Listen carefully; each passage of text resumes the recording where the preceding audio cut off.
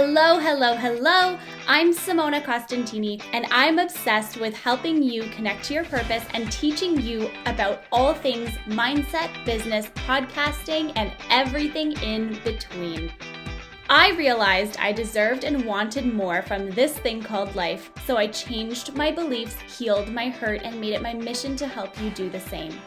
I'm a recovering people pleaser turned life coach and podcast producer. I teach busy business owners how to confidently fall in love with their life and business and live it on their terms. On this show, you get everything raw and real, from inspirational guest interviews to deep dives into topics like life, relationships, business, purpose, growth, and mindset. I lay it all on the line every single time. Think of this as your one-stop shop to help you live a more purposeful and inspired life. This is the Happiness Happens podcast. Are you ready to hear this inspiring conversation? Let's dive on in. Hello, welcome back to the Happiness Happens podcast. Thanks for joining me for another amazing conversation today. I'm Simona and I'm your host, and I'm super grateful to be here in this space with you, chatting about these conversations that are so important and so impactful. I am really excited for our guest today. I'm excited for every guest, but I just loved Sarah's energy so much.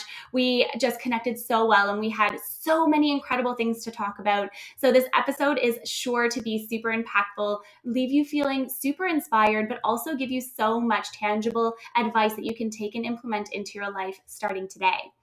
So before we dive on into the episode and a little bit about Sarah, I would absolutely love to let you know that I have 30-minute consultation calls available at the link in my show notes to help you launch, manage, or chat about strategy around your podcast. As you know, I made a shift in my business and I'm doing podcast management and production. And so if you're feeling called to chat about your podcast, how you can make it grow, and how you can have huge impact with your audience and your business, please feel free to reach out to the link in my bio and book your 30-minute call. And I would just absolutely love to connect with you and chat about podcasting. I'm so passionate about it, especially, you would know this, especially if you've been around since the very beginning. We've been here for 2.5 years doing this podcast, and I love it more and more every single day. So be sure to book your 30-minute discovery call if you are feeling called, and it's no obligation. We can just simply go through and chat about anything that's on your heart related to podcasting. Okay. Let's dive into our conversation with Sarah today. So Sarah Seidelmann M.D. was a fourth-generation physician living a nature-starved, hectic lifestyle until a walrus entered her life and changed everything. She's a practicing shamanic mentor and woman of medicine and leads transformational travel retreats around the world. She's also the irrepressible author of several books, including Swimming with Elephants, How Good Are You Willing to Let It Get?, Born to Freak, and the Book of Beasties.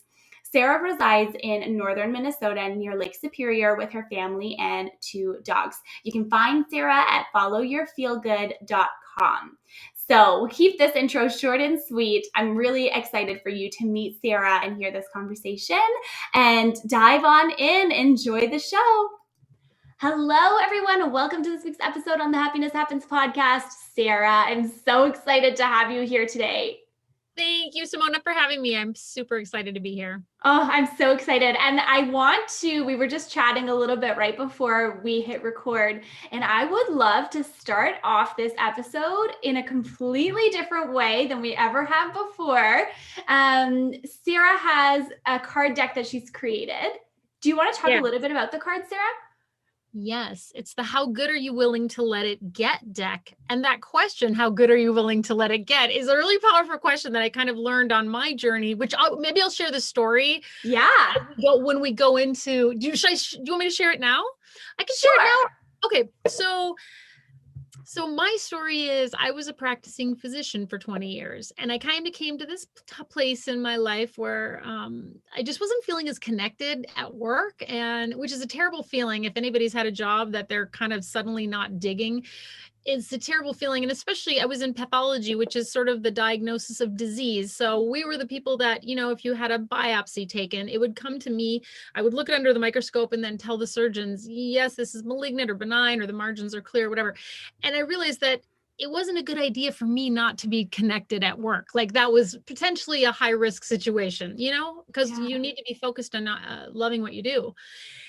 So anyway, during that time, I took a sabbatical to take a little break to kind of hit pause and kind of figure out what was going on with me. And during that time, I started sort of stumbling into the wild and woolly world of shamanism or spirit. And I was like, oh my gosh, I was kind of smitten. But then part of me was like, I got to go back to work. Even though I love this, I need to go back to work because I got 4 kids to put through college. Like the practical part of my brain was just like, oh, this is not happening. But something in me was like, let's just pray to the universe. Even though at the time I wouldn't say I had like a lot of faith in the universe per se, but I was like, I knew there was something potentially greater than me out there. It's embarrassing to say that now because I know that to be true now. But anyway, and I just said, if I'm not supposed to go back and I'm supposed to pursue this beautiful path of spirit, like show me how to do it. And within about 2 weeks, my husband got a raise almost to the dollar amount of what at that point was my 2-day-a-week salary, which was a significant chunk of change and really helping us pay our mortgage.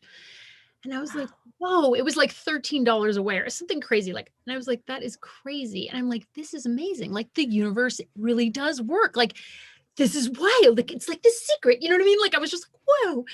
But then within 2 weeks, Simona, I was like, I don't know, was that the sign? Or is it really the sign? Or should I just kind of go back to work? I mean, maybe you're dreaming, you're fantasizing, you wish that was the sign, but it's not. And what I recognized was that through a variety of other things happening, that I kind of had self-imposed this limit of how much goodness I would, kind of willingly let into my life and how much I thought was possible or how much maybe I deserved.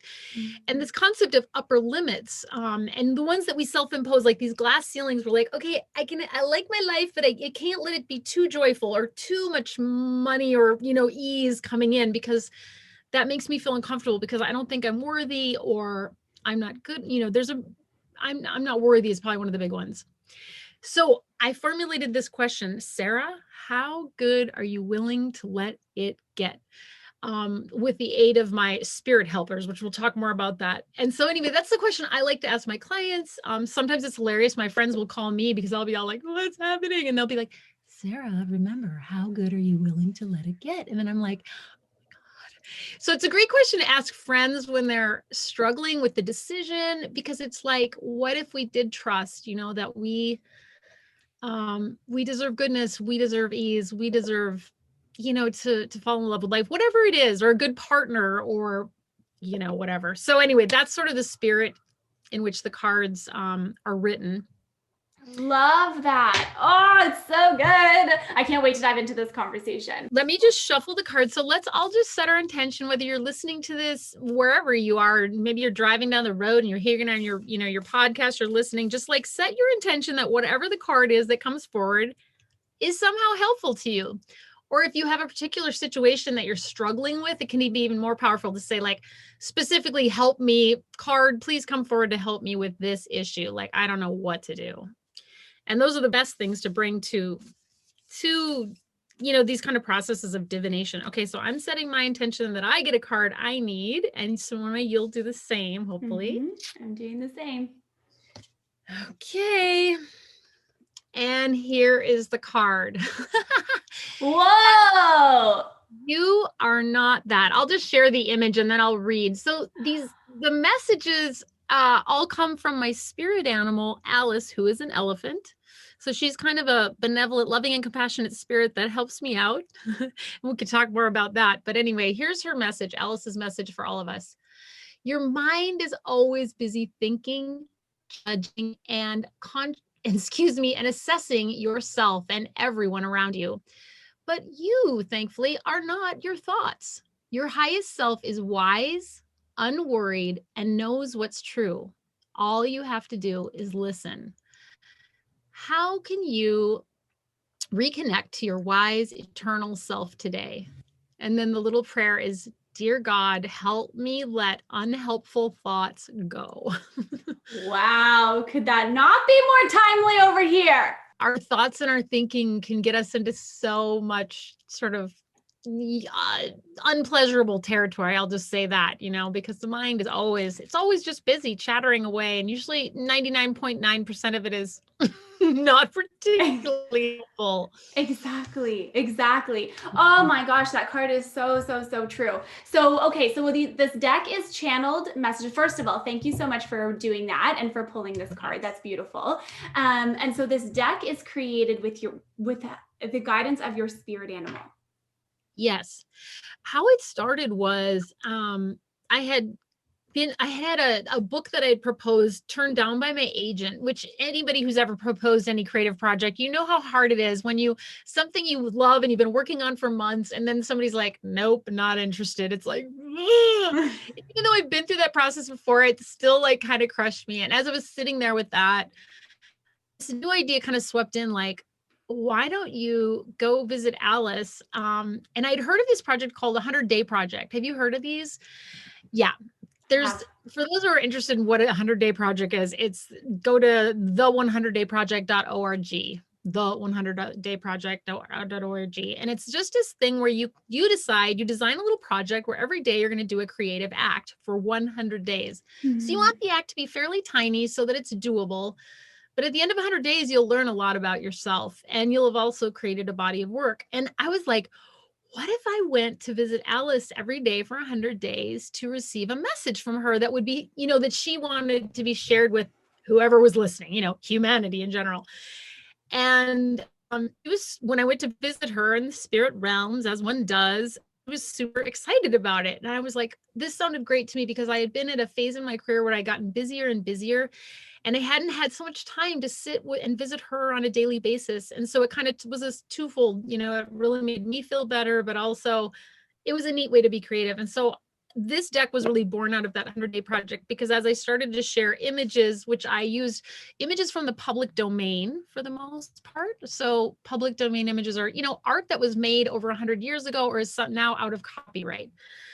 So the images were free and I just created a graphic with just an image that kind of seemed to go with whatever her message was. And people just really, I had people on Instagram were like, I love this. And I just can't wait to get another message from Alice. And eventually I was like, let's turn it into we turned it into a deck. And then we actually went to turn it into this is like a 365 days. So there's a meditation for every single day from Alice in here. And the longer, like a reflection, stories from my life. So it's like one of those little books where in the morning you sit and it's got, a message from Alice, reflection from me, and then a prayer to kind of help you center yourself. I love that. What is the date? I don't know. Oh, it's the 23rd. Shall we read today's? Yes, we shall. 23rd of February is today. Yeah, let's see what we have because I haven't looked at it. Sometimes I read it just because out of curiosity. I mean, it's just kind of fun after you've written something. Oh, yeah. Yeah. So here's the message from Alice. The main theme is gratitude strengthens. So in time, Alice says, everything and everyone on earth dies. It is good to grieve. And it is good to find gratitude right now for the things and beings who remain. Gratitude gives you the strength to tend to your life. Gratitude is an expression of love and as such will never die. And then I make a reflection. Wildfires burned out of control in the Amazon, destroying the lives of many innocent creatures, including the incredible trees. I felt overwhelmed. What could I do in the face of such overwhelming tragedy? This was pre-COVID. So this was like when, it was a couple of years ago when this was happening. And I sent a donation to help the local native people in their mission to defend the rainforest from corporate greed. Next, I went to Alice to ask what I could do. And she gave me the message above. While visiting her, I cried, not realizing that I had bottled up my grief. After that visit, I began to do as she suggested and give thanks for the beautiful life all around me. How could you express your grief for what's been lost, as well as your gratitude for what remains? Dear God, help me grieve and be grateful. I feel like it's a good one for right now because there's just been so much loss, whether it's somebody you love you've lost to COVID. In fact, this morning I was talking to a dear friend. We were supposed to meet up and I had something happen. A furnace blew out at my office. Oh, wow. And I messaged her to say, like, we can't get together. And she messaged me back saying, I can't get together right now either because I just found my mom dead. What? At home, which was so shocking. And she's gone through this series of things that are, she's lost a bunch of people. And now this, it's just like, how is this possible? but how, whether you've lost somebody you love, or whether, it's the opportunities or it's the connection you've lost because of the isolation that we're experiencing, or a trip that you planned, it's Yeah. like, how do we just also like really let ourselves feel the pain of that loss and grief, but then also like, yeah, also see what's going well, right? What do we have to be grateful for?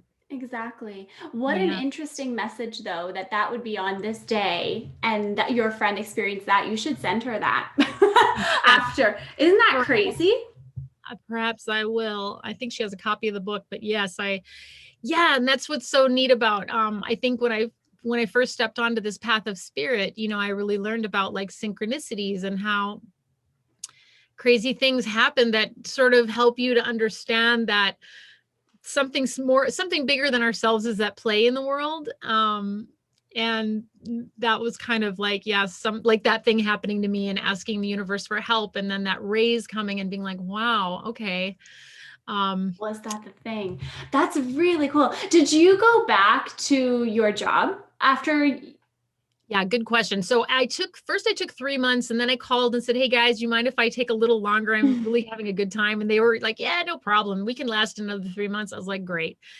It was like, the universe provided because they got less busy. It was perfect. And so I did go back, and I went back, I believe I went back part-time for a while, and then I went what's called casual status. So whenever it would get really crazy busy, they would call me.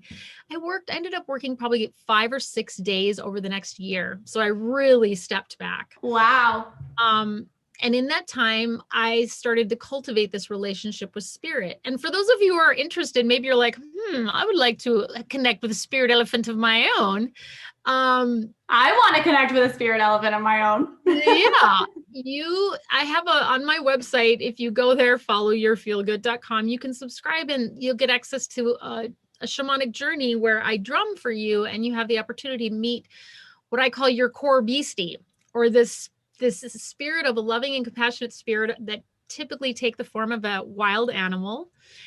And I just think it's one of the most amazing things you can cultivate. And this comes from me. Like, I was in medicine. I was fully like, this sounds like the craziest thing I've ever heard of. Like, how could this be true that people have spirit? I mean, this is what we would have normally like locked somebody up in medical school taking an exam. I mean, you would have answered, crazy DSM-5 diagnosis, like send them. And what happened to me was I learned about this idea that, the wild animals might have the spirit of wild animals could share love and compassion with you. They might have wisdom for you. They protect you. I was like, I don't get it. How can that be? So I ended up going on a journey, a drum journey, much like the one that I share on my site.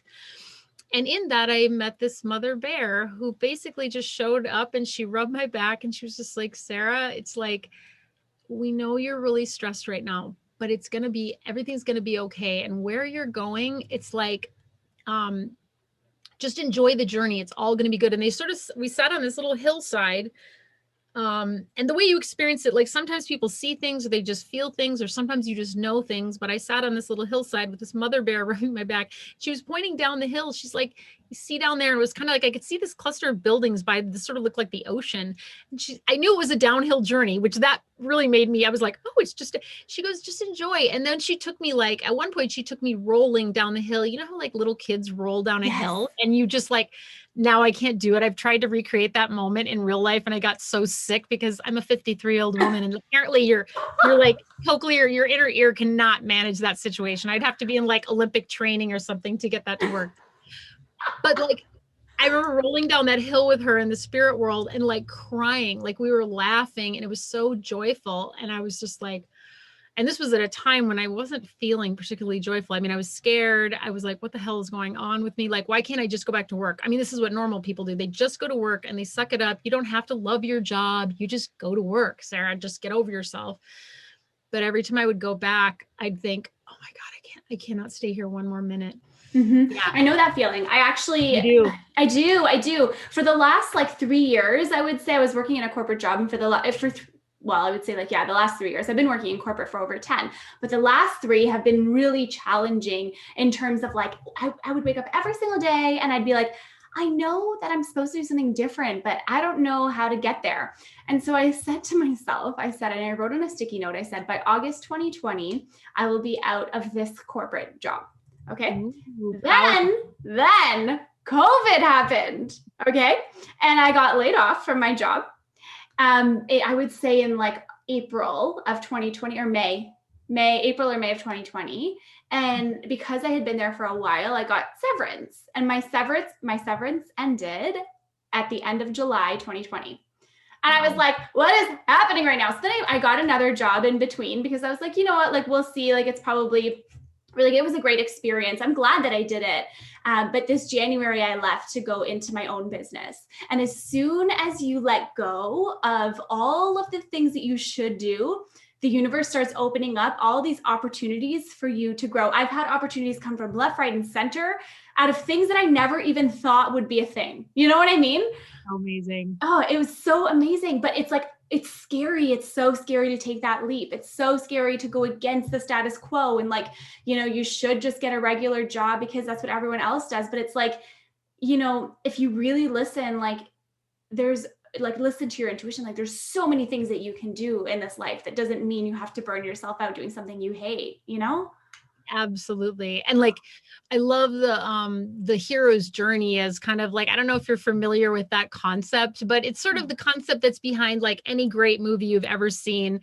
It's a kind of a universal story structure for all heroes throughout time. And so like, if you think of the Lord of the Rings trilogy, I don't know if you're familiar with like Bilbo Baggins, like they're like, dude, you have to bring this gold ring and get it into the volcano. And he's just like, oh, hell no, I'm not doing that. Thanks anyway. Just get out of here. And usually what happens is the hero refuses the call. Like, you know, like I kept thinking, I got to get out of here. And it was like, no, Sarah, stay the course. And maybe you were like, no, keep your day job, keep your money, keep the you know, your 401k plan, all that stuff. Exactly. Right? Exactly. Security. But then eventually the hero says yes. And as soon as you say yes, all kinds of mystical and magical things start to happen. And it is bananas. And then you start to like try things out, and then you fail. Like, it's not as easy as you thought to do whatever it is you wanted to do. Like for me, it was writing books and starting a coaching practice. And for you, was it podcasting and all these other? Exactly. Podcasting and life coaching. And so this podcasting business has grown out of nowhere. And I'm like, this is insane. It's all just crazy, but it makes sense. You know what I mean? Like, it all makes sense when you put it together. So yeah. yeah. Like once you say yes, as scary as it is, like the mystical and magical help will arrive. It's all I can say. And it's just incredible. It's amazing. So what do you do as a shamanic mentor? So I help people kind of connect. Sometimes people often they have not connected with a spirit helper, like, you know, how I connected with Alice. So they're kind of wanting, they've maybe read my book, Swimming with Elephants, which is kind of my story of leaving medicine to do what I do now. Or maybe they've just heard about this concept and they're longing for something greater than themselves. Like they're sick of going it alone. And so often I'll just help them connect. So I'll drum for them, or they've maybe done the meditation off my website and they had a powerful experience and they're like, whoa, maybe there is something to this. Because when I went, I met this funky raccoon and he told me his name was, you know, William, and that, you know, he, you know, showed me something and it kind of was like, whoa, you know, maybe there's something to this. That's often the case. They're surprised that something did happen. So a lot of people who are skeptical. And then what will happen is we'll just get together and you start to learn, like shamanic journeying or visiting and getting messages from spirit is really a learned activity. And like anything we practice, we can get better and better at it. So I help people to begin to learn how to craft a better intention for their journey. Because as you know, like, well, I'm guessing, I know, you know, but like having an intention in life is so important. And especially on a journey, it's so important to know where you're going and what your question is, and to frame up powerful questions so that the information you get is also powerful and your experiences, you know, that it's going to be helpful to you. And so often I'll drum for people, they will go on their journey and then they'll come back and tell me what their experience was. And then we'll process it together and I'll ask them questions to elicit more information. And really what the spirits do is they sort of will cheer us on in whatever life we choose for ourselves. So it's not as if they're there to boss us around and tell us like, Simona, you must become a life coach and do podcasting. It's kind of like they wait to see what it is that we want to create. And then as soon as we decide that, they are like, okay, let's do that, and then they're there to help us, whatever it is, bust through whatever limiting belief it is, offer us healing, offer us insights to how we're behaving. And they all show up in different ways. Like you and I might both work with an elephant spirit, but maybe mine turns out to be really stern and kind of bossy with me and kind of cranky. And then you might have one that's like humorous and, irreverent and silly. They kind of show up for us the way they need to. And so as they do that over weeks and months of time, it's awesome, like to watch the messages. And it's so much better than like, well, this card about we are not our thoughts, because most of us have all these thoughts that are kind of, forcing us down or kind of really causing us to shrink. Yeah. Most of them are oriented around fear. And the spirits can bring us to that place of no fear and to do the things that we came here to do, even if we're shaking in our boots, but to do it anyway. I love that. I love that, to do it anyway. That's so powerful. And so if someone does this initial meditation that you provide through your website, and then they meet their spirit animal, how can they continue on, like going back to that place and getting messages from their spirit animal? Like, what are some things that people can do? Yeah. One would be to work with you. Yeah, obviously. But really, I always tell people, like, the best teachers are the spirits themselves. I mean, sometimes we do need humans because, you need somebody to help you understand something or to orient you. But basically, you can return using that same meditation I provided or a plane jumping track. Like once you've made that connection, if you just continue to go back and ask questions and connect, these relationships are kind of like a friendship, a sacred friendship, I would say. And the spirits, they don't have bodies like we do. Like they can't have effects like in the way that we can, like in the way that we can do physical things, like go hug people or go write a book or do that. So they like to be known through us. And so they like nothing better than to be paid attention to. So if you pay attention, you may attract many loving and compassionate spirits, and then they can really help you to kind of do your mission on earth and really come into high integrity with that, which, as you know, that can be scary, like to have that calling, like, I'm not sure what the heck it is I'm supposed to do, but I know it's not this. So then it's really like, what is it? It's scary. It's like, am I doing the right thing or am I barking up the wrong tree? Or we can be really worried about that.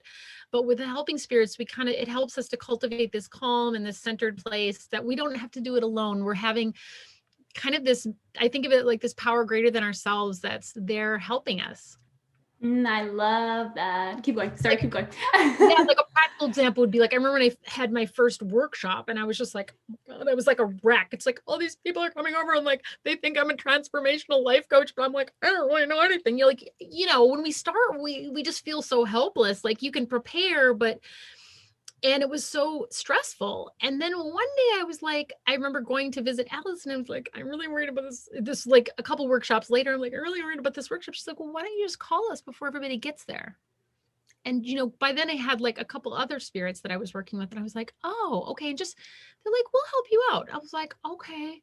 And so I would call them to be present before the workshop would start. And it was amazing. It like helped me relax because I was like, oh, I don't have to do the heavy lifting here. Like I'm responsible for preparation and what's going to happen is out of my hands, but I know that the helping spirits are here helping. And I don't know what's going to happen. And I just noticed this complete shift and everything I did got easier. And I just started trusting that whatever comes forward is whatever's coming forward and, just going with it. And it started to feel like you started to feel that grace in the experiences, like, like the right card coming up or the right words would come to my head to share with somebody or that kind of stuff. I love that so much because, as you were speaking, I kept thinking to myself, like, things can be so scary in the moment and we don't know exactly how they're going to play out or what's going to happen next or all of that. But when we look back, anytime you look back, it always makes perfect sense. Do you know what I mean? Yes. Always. And so it's kind of like, I started thinking this to myself lately. I'm like, why do I worry so much about things that are really out of my control? because every time I look back, it makes perfect sense. So as soon as I started shifting my thinking around that, everything started to change, because I don't have to be scared. The worst comes to worst is like, you know, okay, I don't have a job. That's the worst thing that I could have ever imagined. And it happened. You know what I mean? And it's like, okay. And I was still fine, you know? So Yes. it's really interesting. I had that about money, a revelation a couple of years ago. I was like, wow, how much time have I squandered worrying about, like, since I was, let's just even go back into childhood, like worrying my parents didn't have enough money, or like I was going to run out of money, and then into like graduate. I mean, just all this energy lost worrying about it. And every single time I've always been okay. I got what I needed. I was always provided for, like, yeah. And just knowing it was all perfect. But like, we're human. So I think it's just, we are of the nature to be afraid. Exactly. Exactly. We are. Yeah. We really are. Yeah. We really So are. we have to kind of cultivate that. I think that's why this is kind of a weird segue, but kind of cultivating that relationship with death, and like realizing that one day, we don't know when, we're going to be dead. And so what is it that we want to do today based on that? If today was our day, you know, is there something we need to say? Is there an apology we need to make? Is there somebody we need to call? Is there something, some action we need to take to kind of come into high integrity so that we could feel good today about leaving, you know, like, I did the best I could, and yeah, it's okay. And I think that often when people, like, speaking of grief and death and dying, and, you know, that kind of came up earlier in the call, I think all this loss that we're having right now, it's just a lot of wake up calls. Because when somebody close to my mom died this fall, not of COVID, of a cancer, and but wow, like, what a wake up call when somebody close to you, you lose them, because you realize, wow, because there's a little part of us that's always pretending that we have forever to do everything, to write our book, to become an artist, to play guitar on stage, or, you know, whatever it is, whatever dream you have, we think we have forever, but we don't. And I think COVID has been a wonderful kind of catalyst, almost like we're all being forced on the hero's journey by this last year. Some of us dragged kicking and screaming because we haven't wanted to go. And but here we are. And I think it's really asked us to sit with ourselves in that muck and go, okay, like, is this what my life is about? Netflix episodes and sweatpants and like Twinkies and what, you know, like, we can only escape so much. And then it starts to be like, it's hard to do that all the time. Yeah. No, it's true. It's so true. I remember when all of this first started, my fiance and I were having the best time. You know what I mean? We were just like, okay, like, we're going to go for walks every day. We're going to do this, whatever. And then as I honestly, and like, I know it's been really difficult for a lot of people, so I don't want to be insensitive to that, but I've really enjoyed this time to slow down. It changed my life. You know what I mean? Otherwise, I'd still be working in the corporate job that I didn't like. You know what I mean? And I would still be doing all these things that didn't bring me joy, and I would still be burnt out, and I would still be exhausted. And so it's kind of like, you know, on one end, so much has had to change, and so many ways of living have had to change. But on the other end, I think there's always an opportunity to look for the gratitude in the moment, you know, and it's hard. It's really hard to do that. And it's not to, you know, it's not to discount all of the pain and the trauma that people have gone through, but, you know, you can still, it's kind of like when you have a really bad day, like, you can still find the gratitude in one small thing. It doesn't mean you have to be happy, but you can find the gratitude, you know? Yes, totally. Like, when I love what you said. It's like, you might still be at that job. You might still be exhausted, because left to our own devices, without COVID sort of forcing us into these different scenarios, we might have chosen to passively just keep on keeping on in a not such great way. And I'm the same way. Like, I had all these travel plans for work. And I mean, I was gone so many weekends doing retreats and travel things and speaking here and doing this and that and feeling so important and feeling so special, you know? And then it's like, suddenly all that's off. And then I'm like, oh, and then it provided me this huge, wonderful window of time to sit with my mom, which, like, I'm so grateful to COVID for allowing that, because we had this beautiful time, and my kids were home for like a bonus year that I wouldn't have had several of them home, because they were off in college and they all came home, and it was just, yeah, there's some really beautiful gifts of it. So Exactly. and absolutely not to discount grief, because if we don't grieve, whew, then that gets stuck, and then we got to let it out and like cry, and then, but then, yeah. Exactly. Which is why the part that you were reading in your book is so beautiful, especially for today and for this conversation. The part about grief. So I think that it all ebbs and flows, right? It just is, and we have to take those moments. But it's always, and that's one thing that I always like preach on here. It's that it's not this idea of like false happiness or false reality. You know what I mean? It's about honoring all of the emotions as they exist. But just because one thing happened doesn't mean that everything else has to be awful too. It's a choice, and it's a choice. It's really a choice, but not everyone is able to get to that point. It takes time because everyone has their own journey, right? So Yes. One thing that was really powerful that I've read in the last few years, there's a man called Martin Prechtel, and he's a shaman from Guatemala. And he has this book called The Smell of Rain on Dust, for anybody who wants to read a wonderful book.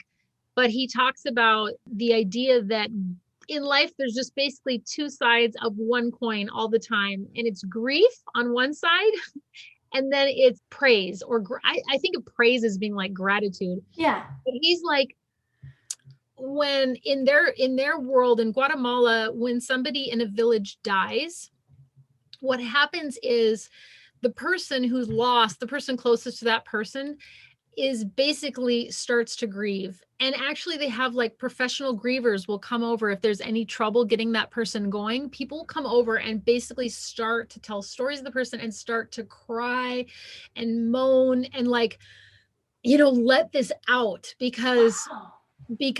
the grief, when stuck, it is their belief that just gets handed back to your ancestors, and then that turns into war.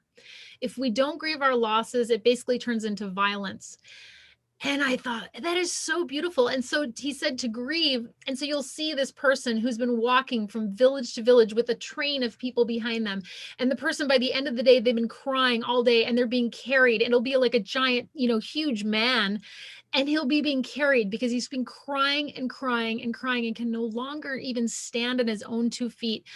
And nobody says, oh my God, what's wrong with him? My God, like, it's just like, it's so beautiful because he loves somebody so much that it's like literally broken him. And he is just, and this is just a process that's honored.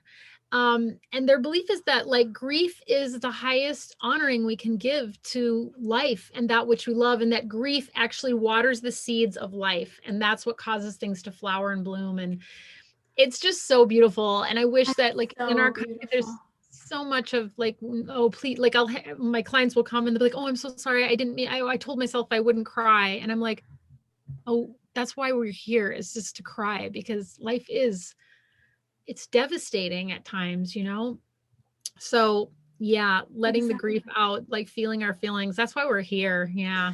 That's so, so, so beautiful. I'm gonna have to add that book to my list because it sounds amazing. It's a good one. To flip the coin, if you will, on emotions, my last question for you, and it's a question that I ask all my guests when they come on the show: how can someone create a little more happiness in their day, every day, starting today? Oh man, I hope everybody else doesn't give this answer, but I would say it's creating some kind of space for yourself. For me, that looks like having a little morning routine. So I get up early and I like that quiet time. I read from books like this. I read a few pages. I reflect on it. I often reflect to another person. I will text them a reflection and they will text back to me. And I meditate for like 15 or 20 minutes, which usually is like also just helps me to expand that space within myself and also to kind of cultivate a relationship with myself. But I think that practice is really what helps boost my happiness, because when things go crazy at work or stuff hits the fan and like things aren't going so well or somebody's rude or, whatever happens out there, it's like I have a space inside me that's just like, breathe through it and just not react. I mean, of course, I'm not a saint. I react all the time. I mean, like, I try not to kick the dog, but you know what I mean? Like, sometimes the kids do things and I'm just like, I blow my gasket too, but more and more, the more I do those sweet practices for myself. So I think it's, taking a little time for yourself every day, whatever feels nurturing, for you. I love that. Love that. That's beautiful. Sarah, where can our listeners find you? Because I know they're going to want to learn more. You can find me at followyourfeelgood.com. And of course, I'm at Instagram and Facebook under Sarah Seidelmann. And I love meeting new people, and love connecting people with their spirit animals. So go find that meditation if it sounds like something you're interested in. That's where I'm headed right now. I love it. Thank you so much, Sarah, for your time and for all of this incredible knowledge and just everything. It was amazing chatting with you. You are so welcome. Thank you, Simona. It was a delight to meet you and connect. Oh, thank you. Thanks so much, everyone, for tuning into this week's episode on the podcast. Let us know what you loved about this episode. Tag both Sarah and I to let us know that you're listening, and be sure to connect with Sarah and meet your spirit guides. Your core beastie. Yeah. Yeah, your beastie. I love it. I love it. Thank you guys so much for tuning in. And remember that happiness happens when you're least expecting it. Well, it looks like we've made it to the end of this episode. I'm so grateful for you tuning into this week's episode, and I cannot wait to see you over on the next one. If you loved this conversation and this topic as much as I did, please feel free to leave us a rating or a review wherever you're listening. It takes just a second, and it is so important for us so that we can make sure to deliver this content to those who need it. I'm wishing you the most beautiful day wherever you are in the world, and remember that happiness happens when you're least expecting it.